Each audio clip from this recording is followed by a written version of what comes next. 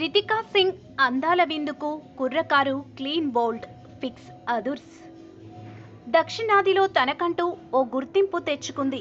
1994లో ముంబైలో జన్మించిన హీరోయిన్ రితికా సింగ్ కేవలం కథానాయకి మాత్రమే కాదు, మార్షల్ ఆర్ట్స్ క్రీడాకారిణి.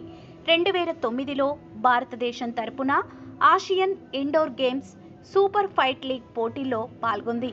ఆ తర్వాత నటనపై ఆసక్తితో ఇండస్ట్రీలోకి అడుగుపెట్టింది. అయితే తెలుగులో గురు, నీవెవరు సినిమాల్లో నటించింది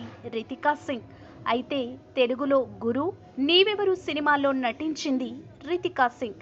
రీసెంట్గా దుల్కర్ సల్మాన్ నటించిన కింగ్ ఆఫర్ కొత్త సినిమాలో స్పెషల్ సాంగ్లో కనిపించి అందరినీ మనసులు దోచుకుంది.